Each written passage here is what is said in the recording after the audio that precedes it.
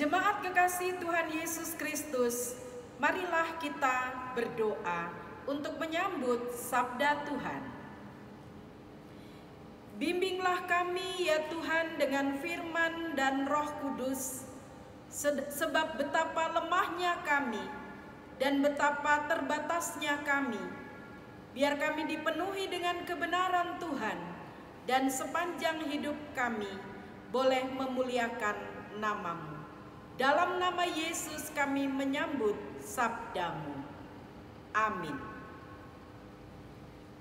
Jemaat Tuhan, marilah kita berdiri untuk mendengarkan firman Tuhan yang akan dibacakan dari Alkitab.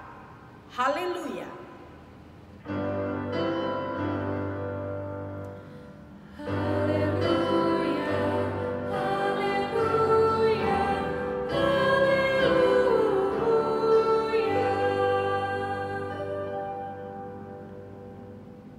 Pembacaan Alkitab hari ini terambil dari kitab Yoel pasal 2 ayat 28 dan 29 yang menyatakan, "Kemudian daripada itu akan terjadi bahwa aku akan mencurahkan rohku ke atas semua manusia. Maka anak-anakmu laki-laki dan perempuan akan bernubuat. Orang-orang yang tua akan mendapat mimpi. Teruna-terunamu akan mendapat penglihatan-penglihatan. Juga ke atas hamba-hambamu laki-laki dan perempuan akan kucurahkan rohku pada hari-hari itu." Demikian pembacaan Alkitab.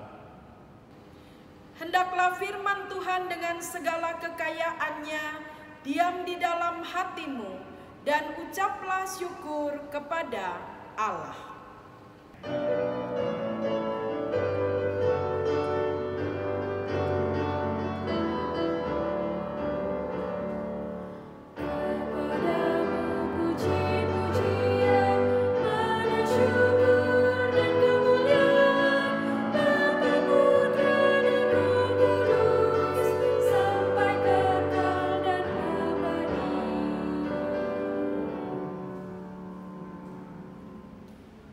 Jemaat yang Tuhan Yesus kasihi, selamat hari Minggu.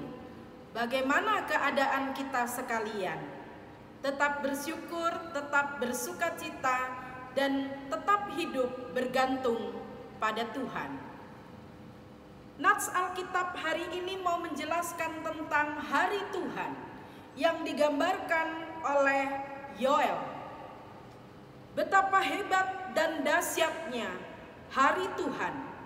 Siapakah yang dapat menahannya? Hari Tuhan hadir lewat wabah belalang. Dan secara rohani, keadaan umat yang akan mengalami serangan dari segenap tentara berkereta kuda yang akan menyerbu kota di mana umat Tuhan ada. Itu yang disebut dengan betapa hebat dan sangat dahsyat hari Tuhan. Siapakah yang dapat menahannya? Yoel mengarahkan umat Tuhan supaya mereka bertobat dan datang kepada Tuhan. Hari Tuhan akan datang. Seruan pertobatan disampaikan Yoel agar umat mengalami perubahan dalam tingkah laku mereka meresponi karya Tuhan. Diharapkan mereka dapat berbalik dengan segenap hati mereka, mengoyakkan hati dalam arti mengaku bersalah, menyesal, dan kembali kepada Allah. Bertobat atau pertobatan mengakibatkan perubahan. Apa itu? Sikap hati. Dimulai dari sikap hati dan kemudian menukar kelakuan. Berubah karena ada yang menyimpang. Standarnya adalah bagaimana sikap terhadap Allah dalam beragama atau beribadah kepada Allah. Bagaimana sikap kita terhadap sesama kita? Apakah menghormati Allah dan apakah mengasihi sesama? Israel seringkali diingatkan oleh Allah. Yehuda seringkali disapa dan terus-menerus dibimbing oleh Allah lewat nabi-nabinya untuk kembali mengikuti Allah dengan perintah dan titahnya yang pastinya akan mendatangkan kebaikan bagi kehidupan umat. Kesejahteraan secara ekonomi, kehidupan dan kebahagiaan, kemenangan yang akan dialami oleh umat. Jadi, ada yang Allah harapkan di diri kita, ada yang Allah harapkan di komunitas kita, ada yang Allah harapkan di tubuh gerejanya, yakni kita umatnya. Nats firman Tuhan hari ini mengatakan, kemudian pada hari itu akan terjadi bahwa aku akan mencurahkan rohku ke atas semua manusia. Sesuatu yang baru ganti keadaan yang gelap. Sesuatu yang baru ganti hal yang mencekam. Sesuatu yang baru dari ketidakpastian. Kehadiran Allah lah yang dapat membuat manusia mengalami tuntunan damai sejahtera dan berkat-berkatnya. Jadi Yom Yahweh atau hari Tuhan juga datang bukan hanya berupa penghakiman, tetapi dia akan hadir lewat tuntunannya, membawa manusia kepada keadaan baik, yaitu hadirnya roh yang dicurahkan atas semua manusia. Kata atau ungkapan dicurahkan, gambarannya seperti hujan yang turun dan datang atas manusia. Manusia akan mengalami kelimpahan. Roh Tuhan Allah itu menghidupkan dan menyelamatkan.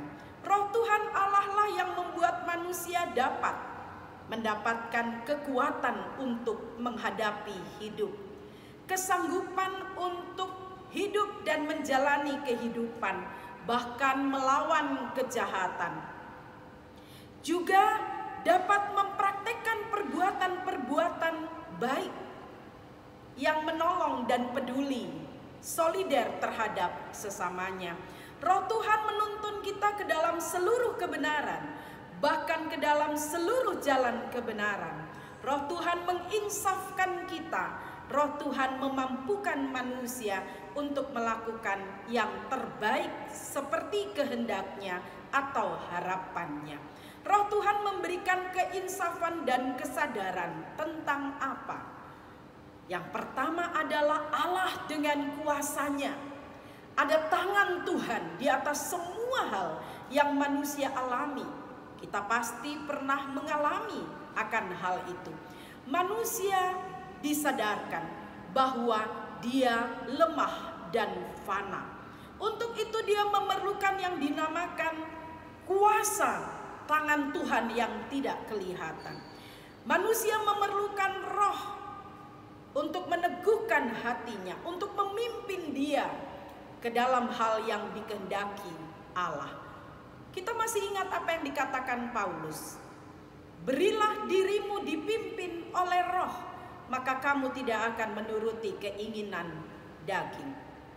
Menteri Keuangan di negeri ini dalam menyambut Lebaran mengucapkan selamat sambil menaikkan doa dengan menitikan air mata.